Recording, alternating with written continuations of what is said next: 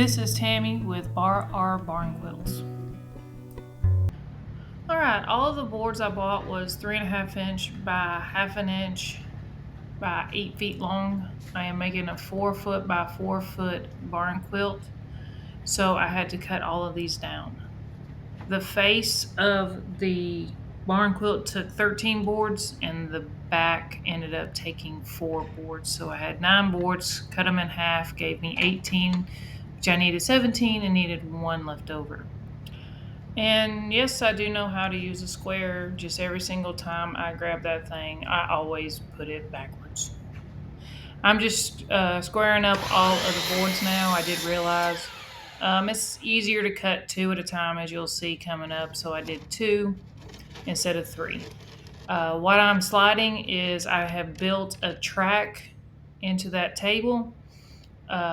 On top of the track, I took a 4 foot ruler and cut a channel in it, which allows you to slide a stop. So slide a stop, put the board up against it, and all your cuts are the same.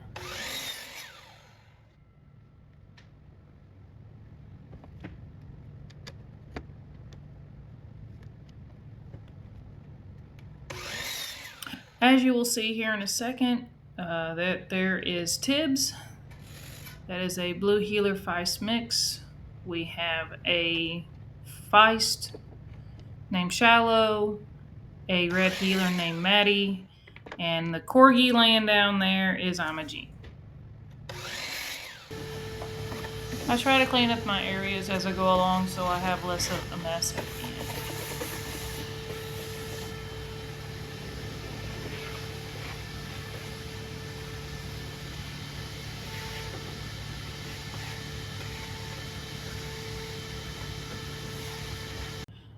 Alright, I planed down all the boards twice. Here in a second, I'm going to show you where I marked on the back of the board so I know what the bottom was, so I was only planing the top.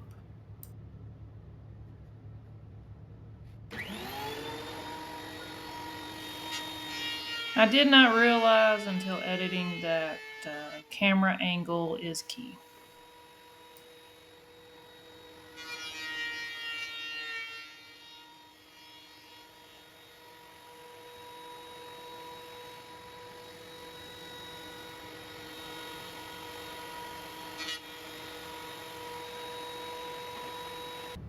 As you can tell, my shop is in a barn, so I have to put stuff away and organized. So this is where it lives. Yes, it needs to be on wheels, but then it wouldn't fit.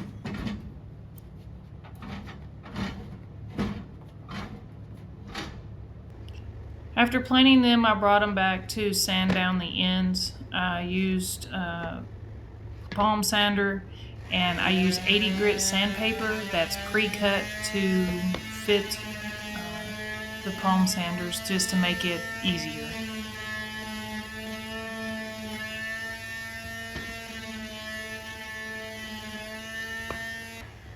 I did end up using 3 sheets of sandpaper for the edges, and further on in the video you'll see where I'm sanding down the face on parts that the planer kind of missed or botched a little.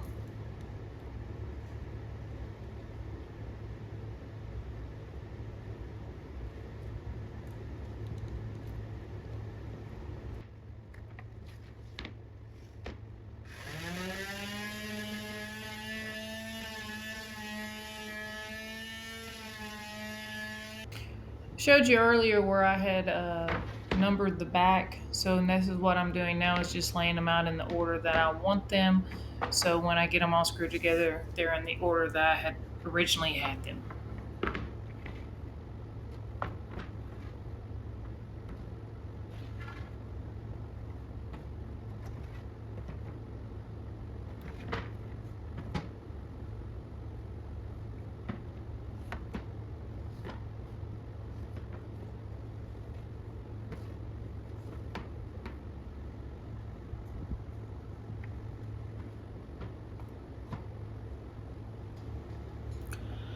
Now that I got them in the order I want, I am using a level which was my grandfather's, which is probably 60 years old.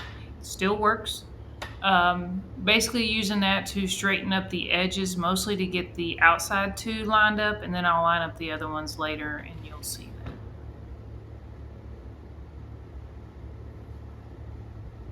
that. The cross board right there, I've already screwed down the two outside boards. Now I'm lining up the inside boards with those two before attaching that cross board to each of the face boards.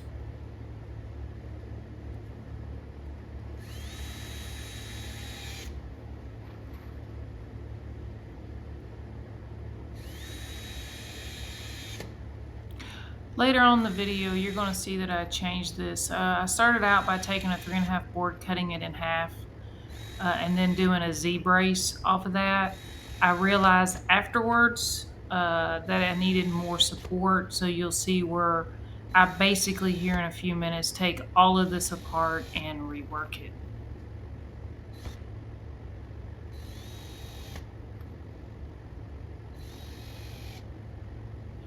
Y'all, I really suck at figuring out angles. I did not torture y'all with this. It took me forever to figure this out. And the sad thing is, I'm going to have to change it.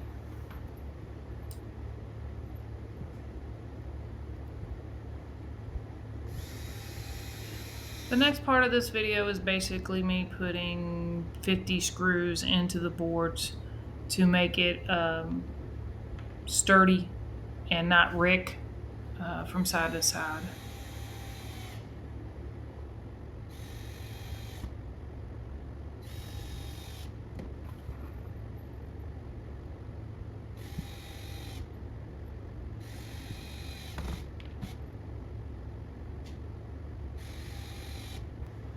Alright, this will give you an idea of how big a 4x4 barn quilt is.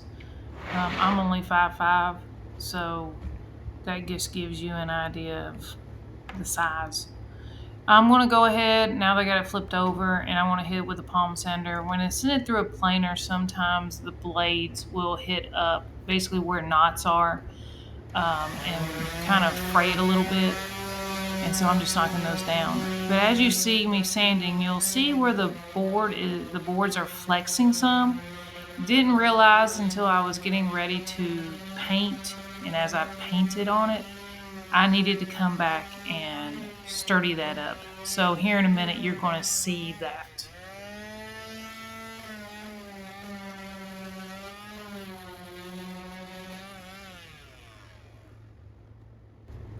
And as usual, I work and the dogs play.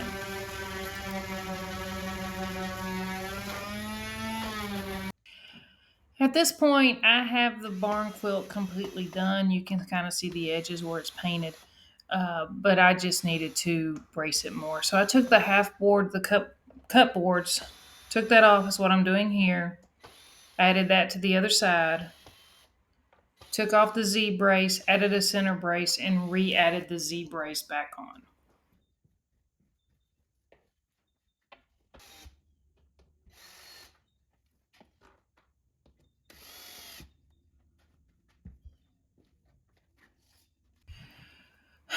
I was lucky enough at the beginning, I pushed those cross braces in far enough that I was able to leave the Z brace while I replaced the cross brace with a larger one.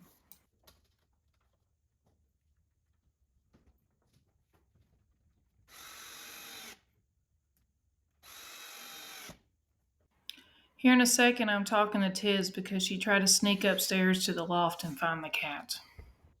You trying to be quiet? You trying to do a sneak attack? Or are you trying not to get in trouble?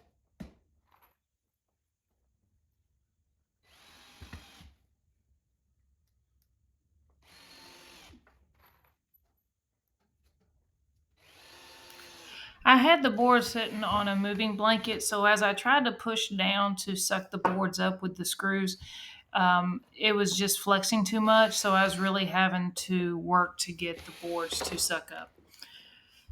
I put 2 screws in each board on that cross brace, and then on the final Z-brace, I had only put one because after I got done, it seemed like it didn't need any more screws on those.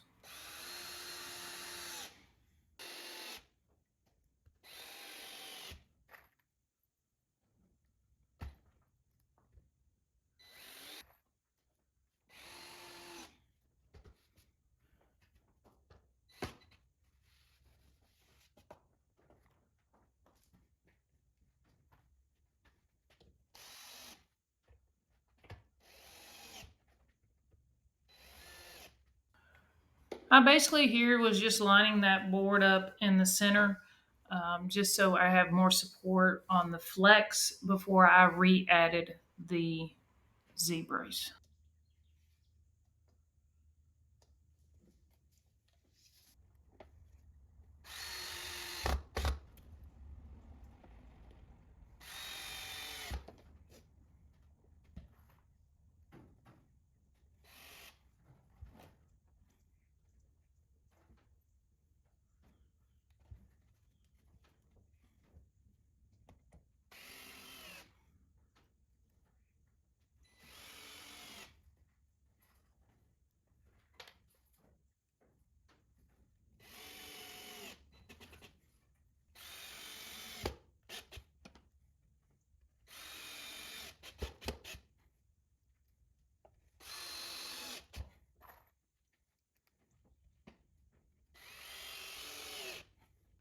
Again, I am horrible at angles, so reuse what I had, set it up, marked it, and then on the second one you'll see I went ahead and cut a 45-degree angle on it and then did the exact same thing. So I got it marked, it's a little too long, went and marked it again, and then I was able to just screw it in.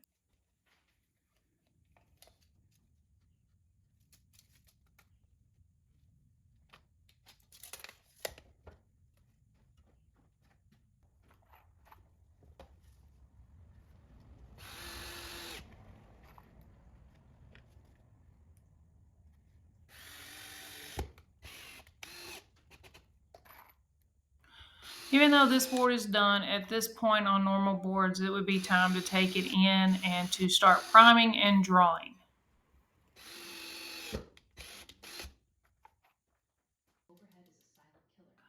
I've moved from the barn up to what I call my woman cave. It's an old carport where I do all my painting. What I'm doing now is I'm drawing the grid pattern. My patterns goes from anywhere by 4x4 up to 12x12s. So once I do the math, I get everything divided into those grids. I then can start drawing. And you'll see that piece of paper that's laying there next to me. That is the pattern I'm going off of. Every single barn quilt I do a drawing first. Then I'm able to transfer that onto the boards or the plywood that I am using. Once I have the lines drawn, I go back and erase whatever lines that I do not need. This primer seemed to be a little difficult on doing that. So when you see here, you still see a lot of lines. Usually I do see them lightly, but this new primer didn't let me erase well. Somehow I lost the first two videos of me originally painting the strawberry, but here I am putting a second coat on. As we go through the video, I'm going to be showing basically first, second coat. I put 4 coats of red, 4 coats of green, and 3 coats of gray on this one barn quilt.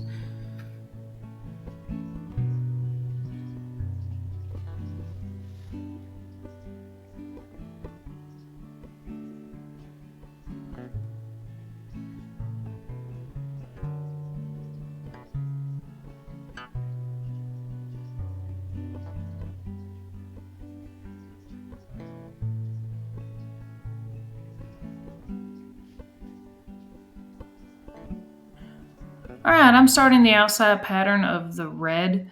There's no rhyme or reason as to where I start. it all has to do with arm placement. You want to make sure you can put your arm where you will not get into wet paint and transfer that wet paint where it doesn't need to be, which then in turn makes more work for you. On this one, I just decided to start in the four corners. I've now moved into the midpoint pattern. Once I finish this, let it completely dry, then I'll move on to the second, third, and fourth coats.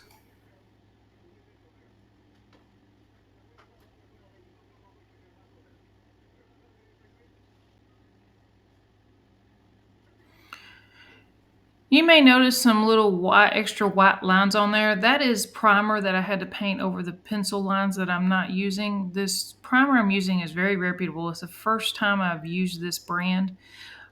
It I've used it on different projects, but for barn quilts, it would not let me get rid of the lines I didn't need. So you had to go back over it with another coat of primer, so I was able to paint over it without you seeing the lines.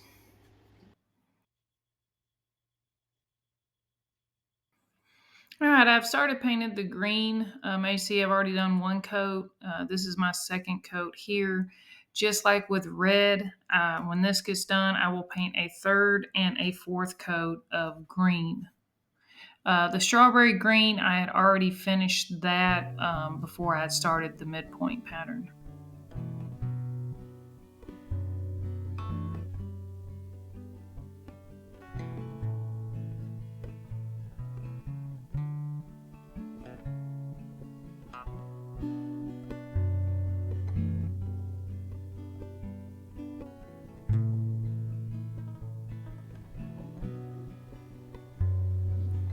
All right, this is like rinse and repeat. So I have done the gray one coat. I am now painting the second coat.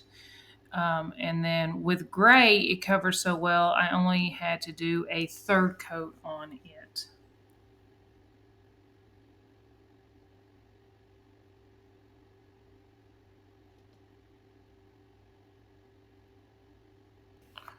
All right, this barn quilt is called Midpoint Berry, hence the strawberry, and then the midpoint pattern on the outside.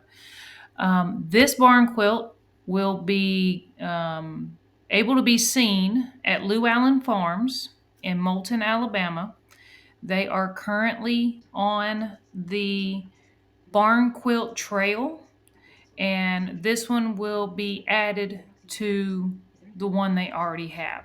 So you can look that up online, and they are a working farm. They have like a farmer's market at their property. So if y'all are interested in seeing this one, by all means, if you're in Moulton, Alabama, go by and look them up.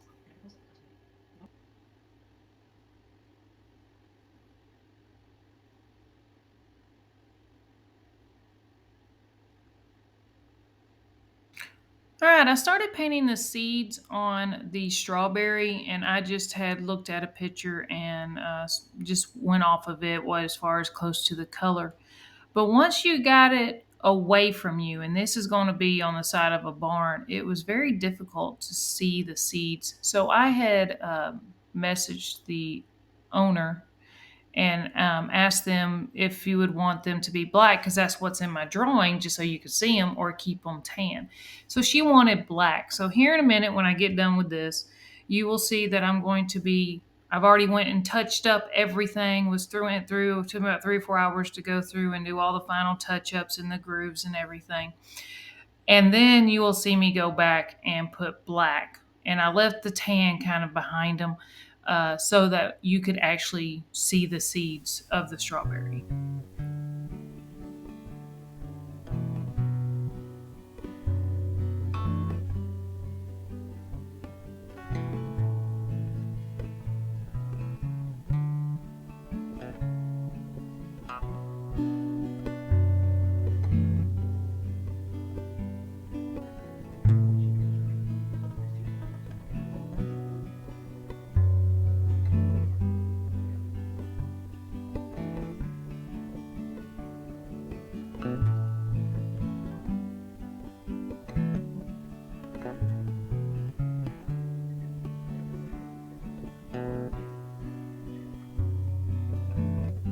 If you're interested in having a custom barn quilt done for yourself and possibly put on YouTube like this one, you can contact me through Facebook. I'm on Instagram and I have an email address of rbarnquilts@yahoo.com. There is some contact information at the end of the video.